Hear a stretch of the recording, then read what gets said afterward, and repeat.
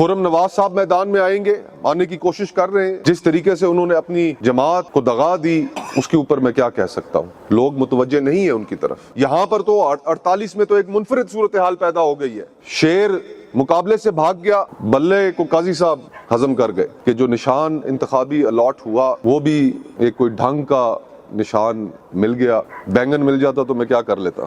آزاد امیدوار برائے قومی اسمبلی حلقہ NF48 مصطفیٰ نواز کھوکر نے بھنڈر میں کارنر میٹنگ سے خطاب کیا. میٹنگ کا انعقاد اہلیان بھنڈر کی جانب سے کیا گیا. کارنر میٹنگ کے انعقاد پر مصطفیٰ نواز کھوکر نے راجہ زاہد, چودھری ساق, چودھری طاہر, چودھری رضوان, چودھری ندیم اور چودھری شاہد کا شکریہ ادا کیا. میٹنگ سے خطاب کرتے ہوئے مصطفیٰ نواز کھوکر نے کہا کہ شکر ہے میرے اوپر 16 مہینوں کی حکومت کا بوجھ نہیں. اگر وہ بوجھ ہوتا تو آج یوں میں آپ کے سامنے کھڑا نہ ہوتا. ان کا مزید کہنا تھا کہ 16 مہینوں میں حکومتی جماعتوں نے صرف ذاتی مسائل حل کیے. عدم اعتماد کے بعد مجھے وزارت کی آفر ہوئی مگر میں نے انکار کیا. ان کا مزید کہنا تھا کہ سیاسی جماعتیں انتقامی کارروائیوں میں مصروف ہیں, غریب عوام کی فکر کسی کو نہیں. میں نے اقتدار کو لات مار دی لیکن اپنے اصولوں پر سمجھوتا نہیں کیا. انہوں نے اپنے سیاسی حریفوں کو آڑے ہاتھوں لیتے ہوئے کہا کہ شیر یہاں سے سیم کر تو بھاگ گیا ہے مگر حلقہ NF47 میں بھی میں موجود ہوں. میں شیر کو مارگلہ کی پہاڑیوں کے پیچھے بھیجوں گا. عکاسی راجہ ساجد. ہمارے YouTube چینل خبرنامہ ٹی وی کو سبسکرائب, فیس بک پیج کو فالو اور لائک کیجیے تاکہ نئی آنے والی ویڈیوز آپ تک پہنچ سکیں.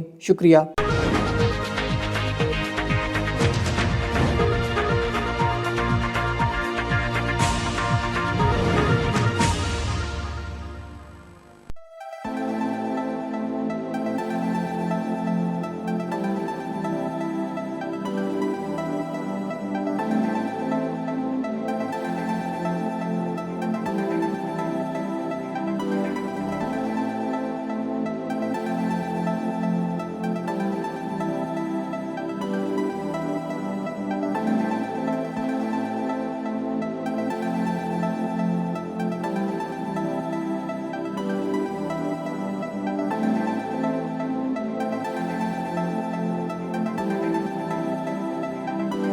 چودھری ندیم صاحب یہاں پر موجود ہیں, سابقہ چیئرمین ہیں, آپ کا بھی مشکور ہوں سٹیج پہ. دیگر اور حضرات جو یہاں پر موجود ہیں, قاری صاحب کا بھی, اور خصوصاً آپ تمام احباب کا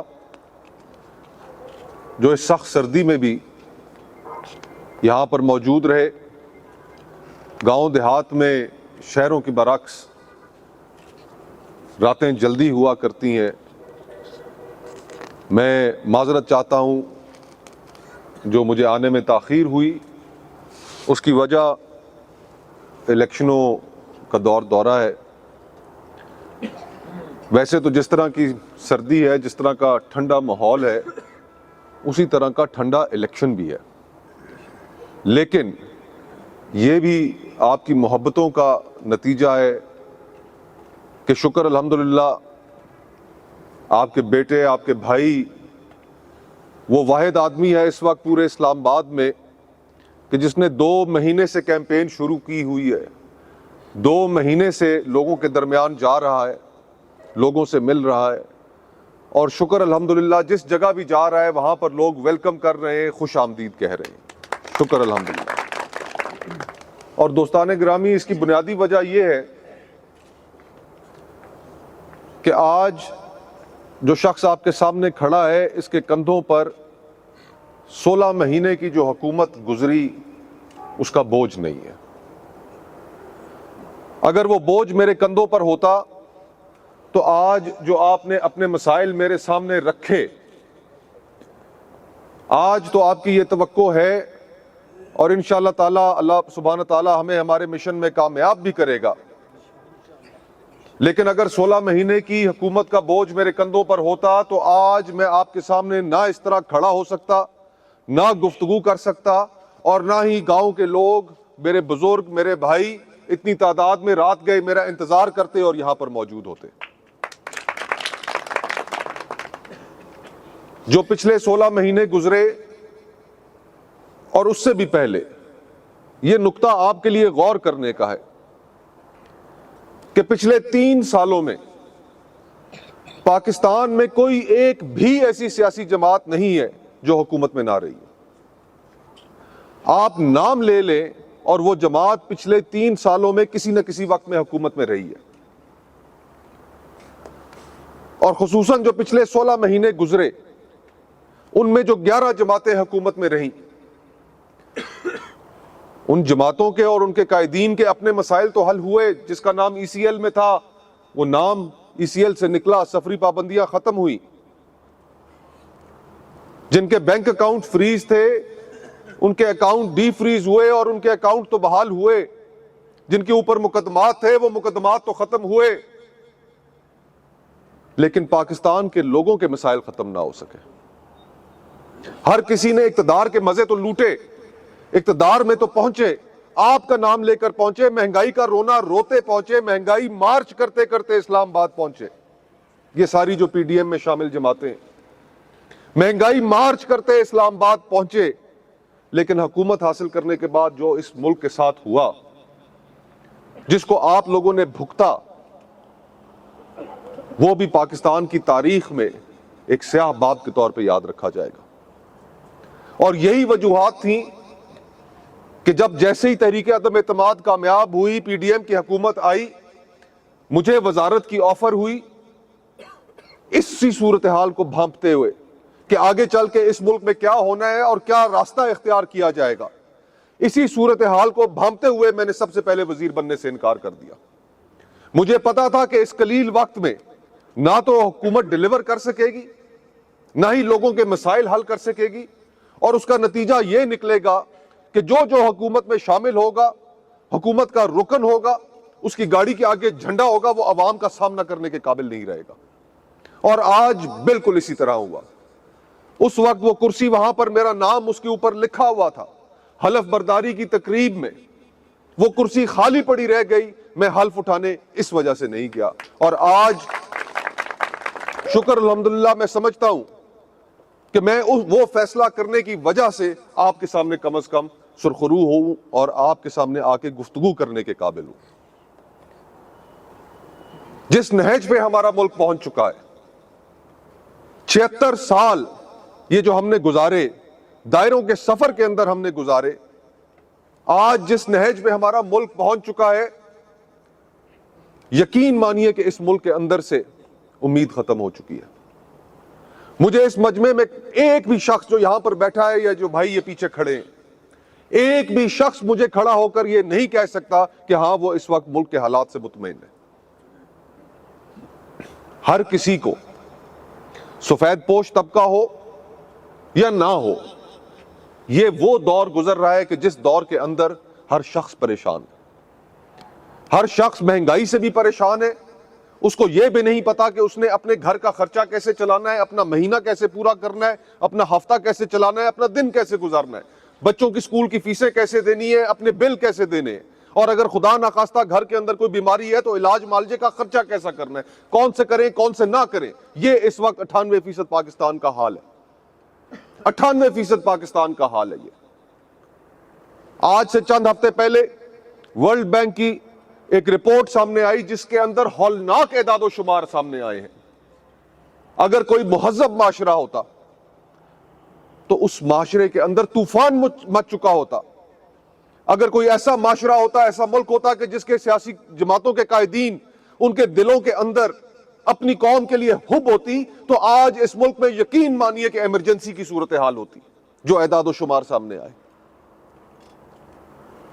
اور یہ اعداد و شمار میں آپ کے سامنے بھی رکھوں گا اس لیے کہ آپ اس کے اوپر غور کریں اور سمجھیں اور سوچیں کہ ملک کس نہج پہ پہنچ چکا ہے اور عوام کس کرب سے گزر رہے ہیں. آپ جانتے ہیں سب کچھ. 9 کروڑ پاکستانی اس وقت سطح غربت سے نیچے زندگی گزارنے پہ مجبور ہے. 9 کروڑ پاکستانی. 2 کروڑ 80 لاکھ بچہ اس ملک میں ایسا ہے کہ جس نے آج تک سکول کی شکل نہیں دیکھی. 25 لاکھ نوجوان ہر سال، بچے اور بچیاں ڈگریاں لے کے تعلیم حاصل کر کے روزگار کی تلاش میں باہر نکلتے ہیں، روزگار موجود نہیں ہے. اور 40% بچے اس ملک میں 5 سال کی عمر تک پہنچنے سے پہلے ہی سٹنٹڈ گروتھ کا شکار ہو جاتے ہیں. ان کے والدین غربت کی وجہ سے ان کو مناسب خوراک نہیں دے پاتے، اور وہ بچے جتنا ان کا وزن اور جتنی ان کی ہائٹ ہونی چاہیے، قد ہونا چاہیے، وہ نہیں، اور ساری زندگی کے لیے سٹنٹڈ گروتھ کا شکار ہو جاتے ہیں. یہ اس ملک کا حال ہے.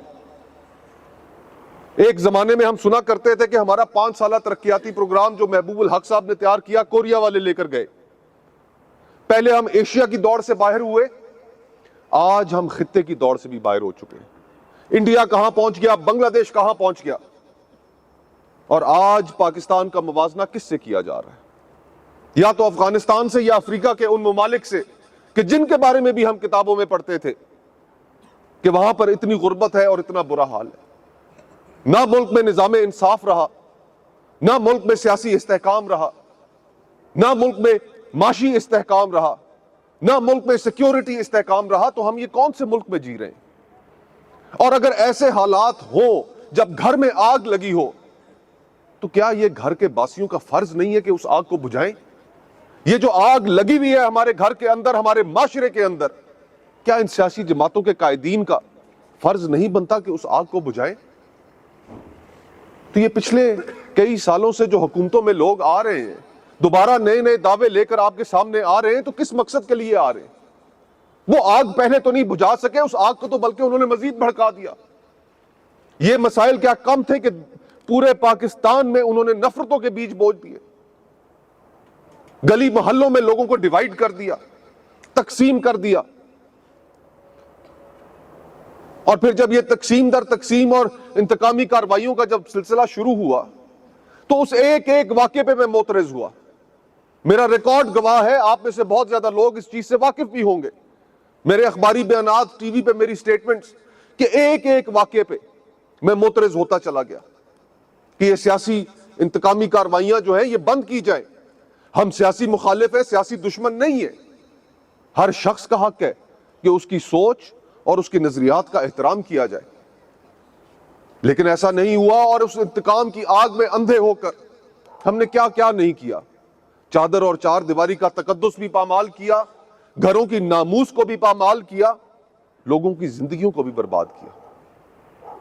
یہ ہے ہمارا آج کا پاکستان, اور یہی میری گفتگو تھی, یہی میرا معترض ہونا تھا, کہ جو پھر پسند نہیں کیا گیا, اور میری اپنی جماعت کی جانب سے مجھے آپشن دے دی گئی کہ یا تو خاموش ہو جاؤ, اپنے ضمیر کو سلا دو, یا پھر استعفیٰ دے دو. میں نے استعفیٰ دینے کو تو ترجیح دی, سینٹ سے میں مستعفی ہو گیا, وزیر نہیں بنا, اقتدار کو لات مار دی, لیکن اپنے اصولوں پر کمپرومائز نہیں کیا. اور اس وجہ سے نہیں کیا, اس وجہ سے نہیں کیا کہ یہ کب تک ہم اس کھیل کا اسی طرح حصہ بنتے رہیں گے. اس صدی میں 24 سال گزر چکے, 4 الیکشنز ہو چکے ہیں, 5ویں الیکشن کی جانب ہم بڑھ رہے ہیں. 2002, 2008, 2013, 2018, 4 ہو چکے ہیں, 5ویں کی جانب بڑھ رہے ہیں. آخر اس کا کوئی مقصد تو ہونا چاہیے. ہم اس مقصد سے اتنے دور ہو چکے ہیں کہ یقین مانیے کہ اس ملک کو سدھارنے کے لیے میں یہ تسلیم کرتا ہوں کہ یہ جو میں گفتگو آپ کے سامنے کر رہا ہوں, یہ ایک شخص کے اختیار میں نہیں ہے کہ وہ ان سارے حالات کو تبدیل کر سکے, یہ جن مسائل کا میں نے ذکر کیا. لیکن کم از کم سفر کی ابتدا کرنا تو ہمارے اختیار میں ہے. میں نے ایک سفر کی ابتدا کی ہے, ایک سوچ جگہ جگہ لوگوں کے سامنے رکھ رہا ہوں, اپنے بزرگوں, اپنے بھائیوں کے سامنے رکھ رہا ہوں. آپ باشعور لوگ ہیں, اب بہت ہو چکا. یہی چاہتا ہوں, اگر اقتدار کی ہوس ہوتی تو میں استعفیٰ ہی نہ دیتا, خاموش ہو جاتا, وہاں پر بیٹھا رہتا. یہی مقدمہ آپ کے سامنے رکھ رہا ہوں کہ اگر آپ کی ووٹوں کی توسط سے, اگر آپ نے مجھے اپنی ترجمانی کا شرف بخشا, اس ایوان میں میں گیا, تو اس ایوان میں آپ کی آواز بن کر اس ملک کے اور اس کے ملک کے غریب لوگوں کی آواز بن کر میں نے اس ایوان کے اندر جانا ہے. اقتدار کی خواہش نہیں.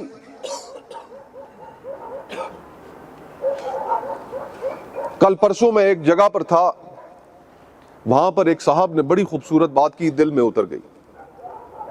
انہوں نے ایک واقعہ سنایا. انہوں نے کہا ایک شہر میں آگ لگ گئی, آگ زوروں پر تھی, ہر چیز کو جلا کر راکھ کر رہی تھی. دور کہیں سے ایک چڑیا اڑی, اس چڑیا نے اپنی چونچ میں پانی کا ایک قطرہ لیا اور اس آگ کی طرف بھاگی اس کو بجھانے کے لیے.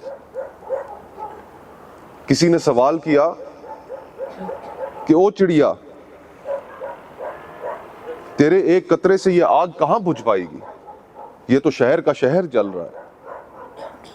اس نے جواب دیا مجھے بھی اس چیز کا پتہ ہے، لیکن جب تاریخ لکھی جائے گی تو میرا نام آگ بجھانے والوں میں ہوگا، آگ لگانے والوں میں نہیں ہوگا۔ تو یہ جو آج کی تاریخ لکھی جانی ہے، اس کے اندر میری آپ احباب سے بھی درخواست ہے کہ میں نے جو مقدمہ آپ کے سامنے پیش کیا، جو میری سیاسی سوچ ہے، جس کو آپ گائے بگائے ٹی وی چینلوں پہ، ٹی وی پروگراموں میں بھی سنتے رہتے ہیں، اس کے اوپر غور کیجئے گا۔ باقی جہاں تک ہمارے اس شہر، ہمارے گاؤں دیہاتوں کے جو مسائل کا تعلق ہے، اگر وہ میں مسائل حل کر پاؤں گا تو آپ کے پاس دوبارہ آنے کے قابل ہوں گا، جن کا آپ نے ذکر کیا۔ اگر نہیں حل کر پاؤں گا تو پھر آج میرے بھی وہی حال ہوگا جو اس وقت باقی امیدواروں کا ہو رہا ہے۔ آپ کے خیال میں ڈاکٹر طارق صاحب، جن کو یہاں سے ٹکٹ دیا گیا حلقہ 48 میں جہاں پر ہم بیٹھے ہیں، آپ کے خیال میں وہ یہ حلقہ چھوڑ کر کیوں گئے؟ حالانکہ مسلم لیگ نون کا ان کے پاس ٹکٹ تھا، جس جماعت کے بارے میں کہا جا رہا ہے کہ یہ ایک لاڈلی جماعت ہے۔ کیوں چھوڑ کر نکلے یہاں سے؟ کیوں گئے پرلے حلقے میں؟ آپ کے خوف سے۔ آپ کا وہ سامنا نہیں کر سکتے، اس لیے سامنا نہیں کر سکتے کہ آپ ان کا M&A کا دور بھی دیکھ چکے ہیں، ان کی وزارت کا دور بھی دیکھ چکے ہیں۔ اگر ان کے اندر اعتماد ہوتا لوگوں کا سامنا کرنے کا تو وہ یہ حلقہ چھوڑ کر کبھی نہ نکلتے۔ ہم نے تو ٹی وی سکرینوں پر دیکھا، ہم تو مقابلے کے لیے تیار تھے۔ ہم نے دیکھا، ہم نے سنا، دوپہر کو دیکھا کہ جی مسلم لیگ نون نے اپنی ٹکٹوں کا اعلان کر دیا ہے، ڈاکٹر صاحب یہاں سے امیدوار ہوں گے۔ ہم نے بھی اپنی چھریاں خنجر ٹوکے تیز کیے کہ چلو ٹھیک ہے، میدان میں آ رہے ہیں، بس مقابلہ کریں گے انشاءاللہ۔ اگلے دن صبح اٹھے، پتہ چلا ڈاکٹر صاحب ہی کوچ کر گئے۔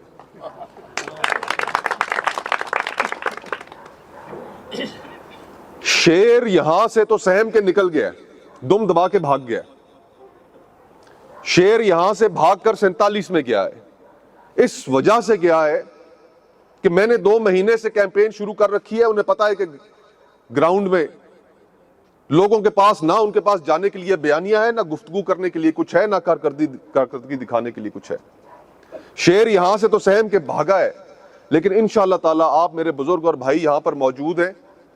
میں بڑی عاجزی اور انکساری کے ساتھ اللہ سبحانہ تعالیٰ کی کرم کی طرف نظریں اٹھا کر یہ بات آپ کو وثوق اور یقین سے کہہ سکتا ہوں کہ شیر یہاں سے بھاگ کر وہاں گیا ہے۔ میں 47 میں بھی انشاءاللہ ان کو ایسا پچھاڑوں گا، وہاں سے بھگا کر مرگلہ کے پیچھے بھیجوں گا ان کو۔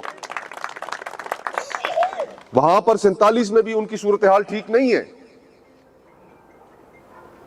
جو اس وقت لوگوں کے اندر ایک ری ایکشن ہے، یہ ری ایکشن لوگوں کی آنکھوں میں نظر آتا ہے۔ لوگ ری ایکشن دینے کے لیے تیار بیٹھے ہیں۔ جو ملک کے سیاسی حالات ہیں اس پر لوگ معترض ہیں۔ یہاں پر تو 48 میں تو ایک منفرد صورتحال پیدا ہو گئی ہے۔ شیر مقابلے سے بھاگ گیا، بلے کو قاضی صاحب ہضم کر گئے۔ تو یہاں پر اس وقت شکر الحمدللہ اس حلقے کے اندر مقابلہ ہمارا بظاہر کسی سے نظر نہیں آ رہا۔ خرم نواز صاحب میدان میں آئیں گے، آنے کی کوشش کر رہے ہیں۔ جس طریقے سے انہوں نے اپنی جماعت کو دغا دی، اس کے اوپر میں کیا کہہ سکتا ہوں۔ لوگ متوجہ نہیں ہیں ان کی طرف۔ تو ان مخصوص حالات میں نے اپنا مقدمہ، اپنی گفتگو آپ کے سامنے رکھی، اور یہ بھی اللہ تعالیٰ کا شکر ہے کہ جو نشان انتخابی الاٹ ہوا وہ بھی ایک کوئی ڈھنگ کا نشان مل گیا۔ بینگن مل جاتا تو میں کیا کر لیتا۔ اور وقت کے ساتھ ہی اسی نشان کا تعلق ہے۔ وقت آ چکا ہے کہ ہم یہ 76 سالہ جو دائروں کا سفر ہے، جس نے ہماری آنے والی نسلوں کا مستقبل بھی خراب کر رکھا ہے، شک میں ڈال رکھا ہے، جو نسلیں گزر گئیں, جو بزرگ یہاں پر بیٹھے ہیں, جو پاکستان کے بارے میں ان کی توقعات تھیں کہ اس طرح کا ملک ہوگا, اس طرح کا یہاں پر کوئی اچھا نظام ہوگا, وہ بھی نہیں ہو پایا. تو وقت کی آواز بھی یہی ہے کہ ہم اس نظام کو بدلیں اور ان لوگوں کی حمایت کریں, ان لوگوں کے بازو مضبوط کریں کہ جو اس نظام کے خلاف آواز اٹھانے کی کوشش کر رہے ہیں اور اس آواز کو ایک پائیدار آواز بنائیں. یہ وقت کی آواز ہے. اور میں آپ تمام حضرات جو یہاں پر موجود ہیں, کئی میرے بزرگ یہاں پر بیٹھے ہیں, چوہی صاحب نے جس طرح کہا, میرے مرحوم والد کا بھی آپ لوگوں سے ایک بڑا پرانا رشتہ رہا. وہ رشتہ, اس کی ابتدا تو شاید سیاست سے ہوئی, لیکن اس کو انہوں نے اپنی زندگی میں لوگوں کے ساتھ تعلق نبھا کر اتنا مستحکم کر لیا کہ آج ہم ایک خاندان کی طرح موجود ہیں. میرے اندر کوئی کمال نہیں, لیکن جہاں میں جاتا ہوں وہاں پر میرے مرحوم والد کے دوست موجود ہوتے ہیں اور پرخلوص طریقے سے اس الیکشن کو, وہ حاجی صاحب کی وفات کے بعد جو پہلا الیکشن ہے اس کو اپنا الیکشن سمجھ کر لڑ رہے ہیں. میں اپنے تمام بزرگ جو اس محفل میں بھی موجود ہیں, ان کے دوست موجود ہیں, میں ان کا بھی تہہ دل سے ممنون ہوں. الیکشنوں میں وقت بہت کم ہے, 2 ہفتے رہ چکے ہیں, اور ان 2 ہفتوں میں میری آپ سے یہی درخواست ہوگی کہ اپنے دوست احباب, اپنے جاننے والے رشتہ دار برادری, اگر آپ کو میری گفتگو کے اندر کوئی امید نظر آتی ہے, اگر آپ کو اس گفتگو کے اندر کوئی سچائی کی رمق نظر آتی ہے, تو اپنے بھائی کا, اپنے اس بیٹے کا مقدمہ اوروں کے سامنے بھی ضرور لڑیے گا.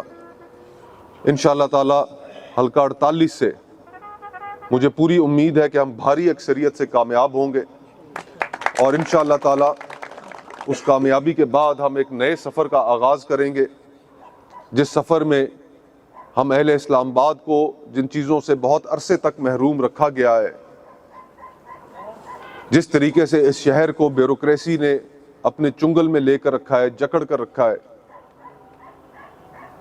اربوں روپے کی آکشنز کرتے ہیں سی ڈی اے والے, اربوں روپے کے لوگوں پہ ٹیکس لگتے ہیں, اربوں روپے اکٹھے کیے جاتے ہیں, لیکن ان کا کوئی حساب کتاب نہیں, کوئی منصفانہ تقسیم نہیں, صرف اسلام آباد کے چند سیکٹروں میں لگا دیتے ہیں.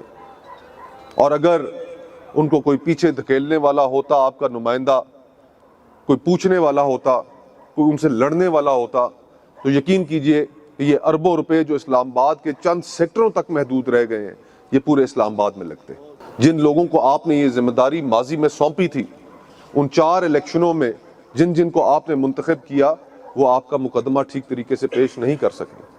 تو اگر آپ نے اپنے اس بھائی کو, اپنے اس بیٹے کو یہ موقع فراہم کیا, تو انشاءاللہ العزیز میں آپ کو یہ بات وثوق سے کہہ سکتا ہوں کہ جہاں میری ذات کے اندر خامیاں بھی ہیں, کمزوریاں بھی ہیں, وہاں پر تھوڑی بہت محدود صلاحیتیں بھی ہیں جس میں میں ایک جاندار طریقے سے دلیل کے ساتھ مقدمہ بھی پیش کر سکتا ہوں. اور اگر میں حق پہ ہوں, مجھے پتہ ہے کہ ہمارے ساتھ زیادتی ہو رہی ہے اور بات کسی تعصب کی وجہ سے نہیں مانی جا رہی, یا اختیار نیچے نہ دینے کی وجہ سے نہیں مانی جا رہی, تو پھر میں لڑنا بھی جانتا ہوں, اصولوں پہ کھڑا ہونا بھی جانتا ہوں. بہت بہت شکریہ.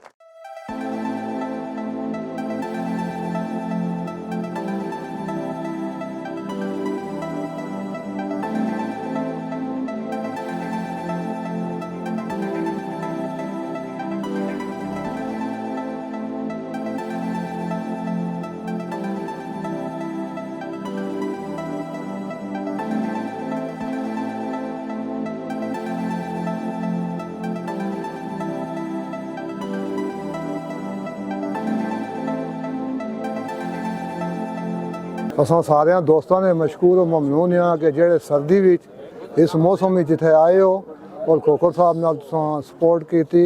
इंशाअल्लाह असां जानी माली खोखर साहब नाल हां. तुसां सारे भरा दोस्त मिली खोखर साहब भी कामयाब करो. इंशाअल्लाह ਤੁਹਾਡੇ ਮਸਲੇ ਵੀ ਹੱਲ ਕਰਸਾਂ। ਬਿਸਮਿਲ੍ਲਾਹਿਰਰਹਿਮਾਨਿਰਰਹੀਮ। ਸਾਰਿਆਂ ਭਰਾਵਾਂ ਦੋਸਤਾਂ ਬਜ਼ੁਰਗਾਂ ਦਾ ਸ਼ੁਕਰੀਆ ਜਿਨ੍ਹਾਂ ਸਾਰਿਆਂ ਇਤਨਾ ਕੀਮਤੀ ਟਾਈਮ ਕੱਢੀ ਤੇ ਇੱਥੇ ਆਏ ਔਰ ਤਾਵਨ ਕੀਤਾ ਨੇ। और सारे भरा की अपील भी है कि 8 तरीके भी तुम तावन करो और मुस्तफा नवाज खोखर साहब की जिताओ ताकि तुम्हारे सारे मसाइल हल किए जान। बिस्मिल्लाहिर्रहमानिर्रहीम। मेरी वोट सपोर्ट मुस्तफा नवाज खोखर साहब जेड़े नेशनल असैम्बली 48 सीट पर आज़ाद उम्मीदवार खड़े हुए जिन्हें इंतखाबी निशान कड़ियाल आ। तो मेरे सारे दोस्तों भरावां से अपील ही कि उन्हें जिताओ, उन्हें वोट दो, उन्हें सपोर्ट करो ताकि कल अज अस सपोर्ट करसां इंशाअल्लाह कल बनेंगे तो कल असा उन्होंने को गया अपनी सपोर्ट वास्ते कि कल अज असा नहीं सपोर्ट करो। असा 100 मामलात होने 100 मसाइल अपने ग्राएं ने असा हल ना करसां तो कौन करासी होर इस वास्ते उन्हें नाल टुरो। तो कल असा किसी मूँह ने उन्होंने को जाइए तो उन्हें आखिया जी कि असा तुसां नाल टुरे हैं तो असा नहीं तुसां फलानी फड़ी मजबूरियां या मसले भी वो हल कराओ तुसां। इस वास्ते बहुत सारे भरावां दा शुक्रिया, बड़ी मेहरबानी जेड़े आए हो इस सर्दी ने मौसम तो एक दफ़ा फिर तुसां सारियां ने शुक्रिया अदा करने कि तुसां असानी इतनी नाल सपोर्ट की, असानी इतनी मीटिंग तुसां इकट्ठे होए हो तो इस वास्ते बड़ी बड़ी मेहरबानी।